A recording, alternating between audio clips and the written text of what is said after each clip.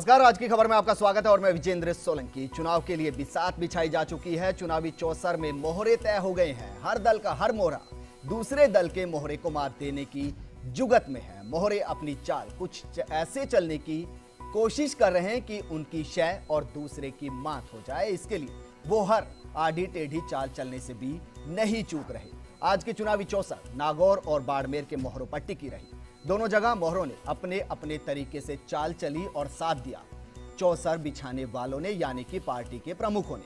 इसी पर आज हम बात करेंगे चुनावी चौसर।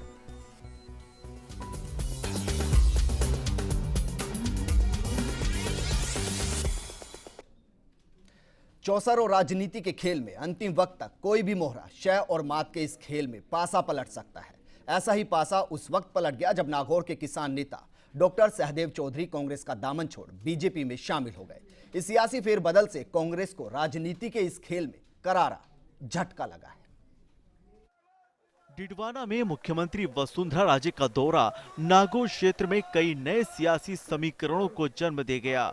डिडवाना में हजारों कार्यकर्ताओं के साथ नागौर के दिग्गज किसान नेता डॉक्टर सहदेव चौधरी ने भाजपा का दामन थाम लिया। डॉक्टर सहदेव चौधरी के इस कदम से चुनावी मौसम में नागौर कांग्रेस की राह मुश्किल भरी हो गई है, क्योंकि डॉक्टर सहदेव चौधरी लगातार 4 बार जिला परिषद सदस्य तो हैं ही, मगर साथ ही वे लगातार 2 बार उप जिला प्रमुख रह चुके हैं। 2013 के विधानसभा चुनाव में डॉक्टर सहदेव चौधरी ने खिवंसर से टिकट मांगा था, लेकिन अंतिम समय में पार्टी ने किसी और को टिकट थमा दिया, लेकिन वे कांग्रेस प्रत्याशी के साथ रहे। पंचायत चुनाव में कांग्रेस पार्टी से ही पंचायत समिति के प्रधान और उप प्रधान 2/3 बहुमत के साथ निर्वाचित हुए और यही तस्वीर नगर पालिका क्षेत्र में भी रही, जहां कांग्रेस के उम्मीदवारों को विजय मिलती रही। सोनिया गांधी, राहुल गांधी समेत कांग्रेस से कई राष्ट्रीय नेताओं के दौरे में सक्रिय रहे डॉक्टर सहदेव चौधरी ने हर बार पार्टी की बिसात को संवारा। ये तो लगातार इशू उठता ही आ रहा है काफ़ी लंबे समय से, और विधानसभा चुनाव के समय भी ये बातें बहुत जोर शोर से उठी थी, और इसीलिए जनता ने जब कांग्रेस की इस जो कार्यशैली है उससे नाराज होकर ही तो बीजेपी को जो है जिताया।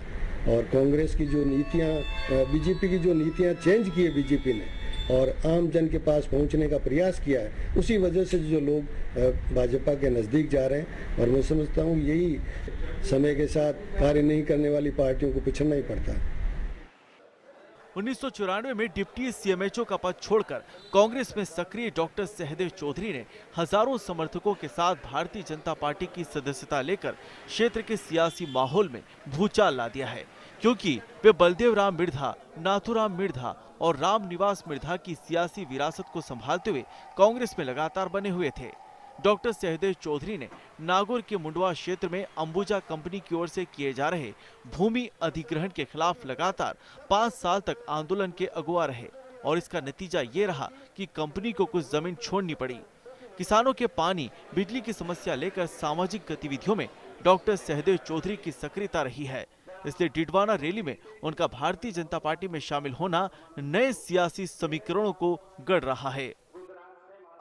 वसुंधरा राजे ने रैली और कांग्रेस की जमीन पर खड़े लोगों को भाजपा से जोड़कर बड़ा राजनीतिक दांव खेला है। कांग्रेस के गलियारों में इसे लेकर चर्चाओं का दौर जारी है और इसकी काट खोजने का जतन चल रहा है, लेकिन लोकसभा चुनाव के ऐन मौके पर यह परिवर्तन कांग्रेस की जमी जमाई बिसात को बिगाड़ गया है। अब देखना यह है कि कांग्रेस इस सियासी नुकसान से कैसे पार पाती है। Bureau report, first India news. अब आपको सुनाते हैं किसान नेता डॉक्टर सहदेव चौधरी के बारे में लोगों का, वहां के लोगों का और किसानों का क्या कहना है, जरा सुनिए। निश्चित रूप से नागौर की राजनीति के जो परिणाम होंगे वो आश्चर्यजनक होंगे और कांग्रेस को एक बहुत बड़ा झटका मिला है और भारतीय जनता पार्टी एक मजबूत हुई है, सुदृढ़ हुई है और भारतीय जनता पार्टी को एक संबल मिला है। डॉक्टर साहब पिछले कई सालों से कांग्रेस में रहते हुए किसानों की और मजदूरों की समस्या को हमेशा समय समय पर उठाते रहे, किसानों के लिए संघर्ष किया।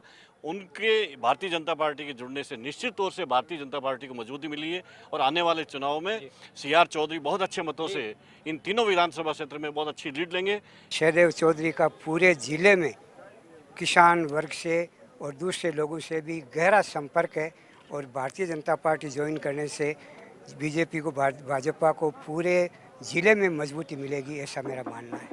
किसान तो सहदेव चौधरी किसानों से जुड़ा हुआ है, हम तो चौधरी के साथ हैं। सहदेव चौधरी अगर कहीं भी जाएंगे ना और किसानों के फायदे के लिए जाएंगे वहीं। और अब नागौर में किस तरीके के सियासी समीकरण बन रहे हैं जानने के लिए जुड़ते हैं अपने संवाददाता गोवर्धन के साथ। गोवर्धन, नागौर में सहदेव चौधरी एक बड़ा नाम है, किसान नेता माने जाते हैं।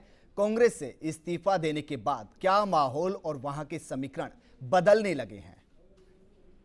देखिए विजेंद्र, सहदेव चौधरी के कांग्रेस छोड़ने के जो जिले में देखा जाए तो कांग्रेस की जो ग्रास रूट लेवल पे जो पकड़ वाले कार्यकर्ता थे जी, वो भी चौधरी के साथ में बीजेपी उन्होंने ज्वाइन किया। तो एक पूरा 3 विधानसभा क्षेत्रों में कांग्रेस का एक मजबूत कैडर है, वो अब लोकसभा चुनाव में बीजेपी के पक्ष में मतदान करेगा और मतदान करवाएगा।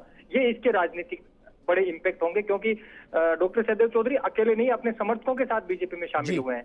करीब 40 से ज्यादा जो प्रभावशाली वहां के ओपिनियन मेकर लोग थे, वहां के चाहे सरपंच हो, चाहे जिला परिषद चुनाव लड़ चुके लोग हों या समाज में अच्छा जो प्रभाव रखने वाले लोग हों, वो उनके सामने मुख्यमंत्री वसुंधरा राजे के सामने बीजेपी में शामिल हुए हैं। तो इसके जो राजनीतिक मायने यही हैं कि जो नागौर की अब जो सियासत है वो उसमें बीजेपी को लोकसभा चुनाव में तात्कालिक फायदा होगा। इसके अलावा बिल्कुल यहाँ पर यह भी जानना चाहेंगे क्या कांग्रेस ने रोकने की कोशिश नहीं की, क्योंकि किसान नेता हैं, दिग्गज नेता हैं और कांग्रेस में उनकी अपनी एक बड़ी छवि है? देखिए डॉक्टर सहदेव चौधरी ने भी जो आज वसुंधरा राजे के सामने बीजेपी ज्वाइन की, उस समय भी उन्होंने आरोप लगाया कि कांग्रेस में ग्रास रूट वर्कर की आवाज नहीं सुनी जाती। और ऐसे में जब ग्रास रूट वर्कर की आवाज नहीं सुनी जाती, ये मुद्दा अकेले सहदेव चौधरी ने नहीं, कांग्रेस के बहुत सारे नेता हैं जिनकी ये पीड़ा थी।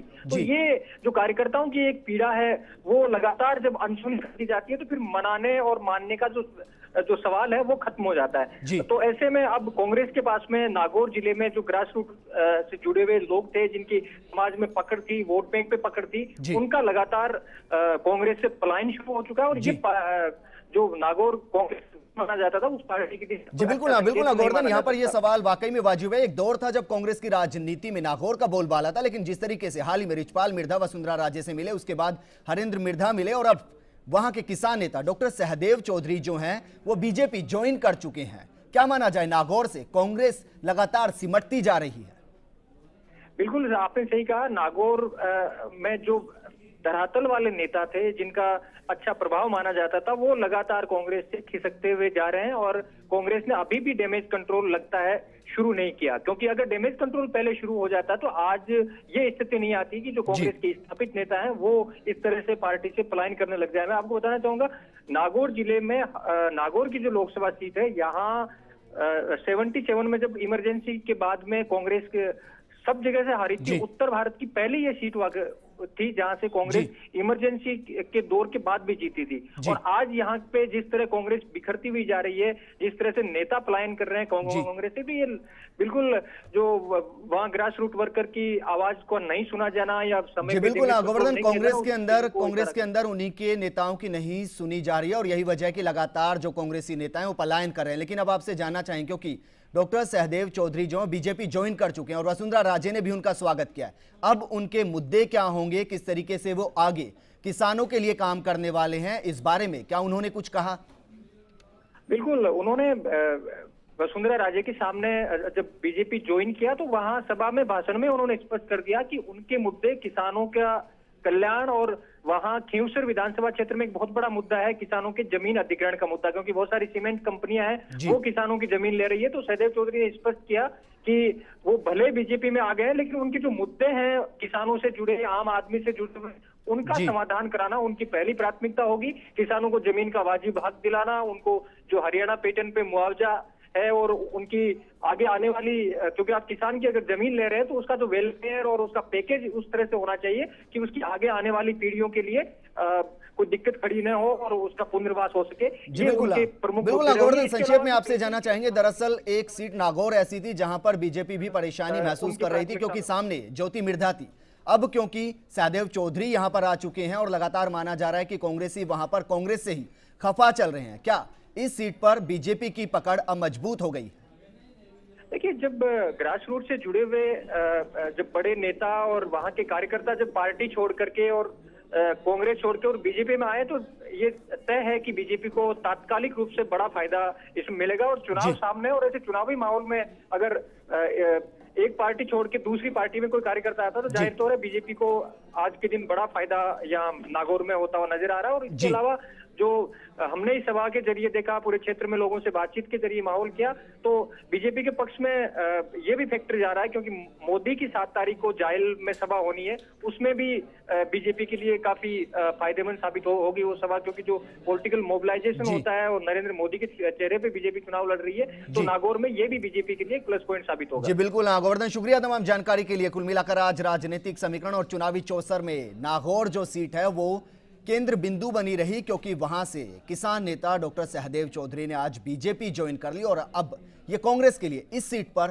करारा झटका है। रुक करते हैं आगे चुनावी चौसर में। अब बात करते हैं चुनावी चौसर के खेल के दिग्गज यानी पार्टी के बड़े नेताओं की चाल की। आज बीजेपी से मुख्यमंत्री वसुंधरा राजे ने 4 जगह चुनावी चाल चली। पहली चाल चलने और विपक्षी पर सवाल करने राजे उदयपुर के सलुम्बर पहुंची। यहां विपक्षियों को कोस मोहरों की शह की राह आसान करने की कोशिश की।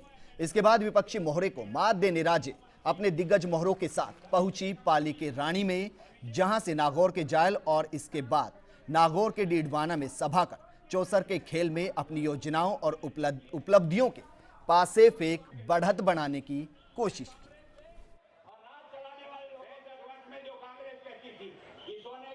दौसा की एक मीटिंग के अंदर, जो कांग्रेस की मीटिंग थी, उस मीटिंग के अंदर हमारे पूर्व मुख्यमंत्री ने कहा कि 3 महीने निकल गए भाइयों, 3 महीने निकल गए और इस सरकार ने कोई काम ही नहीं किया।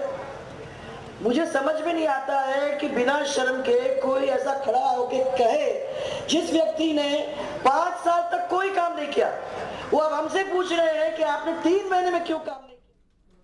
प्रदेश की सीएम आज दौरे पर रही और गहलोत सरकार पर वार किया, तो वहीं पूर्व मुख्यमंत्री अशोक गहलोत आज टोंक सवाई माधोपुर के दौरे पर रहे, पलटवार भी किया और अपने आरोप पर कायम भी रहे। बहरहाल क्या कहा उन्होंने, जरा सुनिए। मैंने पहले भी कहा कि लोकतंत्र में चुनाव हार जीत होती रहती है। उन लोगों ने झूठ बोल करके जो माहौल बनाया राजस्थान के अंदर, तो वो कामयाब हो गए, लोगों को भ्रमित किया। और अब 100 दिन हो गए उनको, 100 दिन में तो उन्होंने कुछ काम करके दिखाया नहीं है। लगता है शासन के प्रति गंभीरता भी दिखाई नहीं गई कुछ 100 दिन के अंदर। ये राजनीति में ही हो सकता है, जब तक हार जीत का फैसला नहीं हो जाता आरोपों का दौर चलता रहता है। यहाँ रुकेंगे एक छोटे से ब्रेक के लिए। ब्रेक के बाद आपको बताएंगे लोकसभा चुनाव से जुड़े कुछ रोचक तथ्य और साथ में सुनाएंगे आज के विवादित बयान।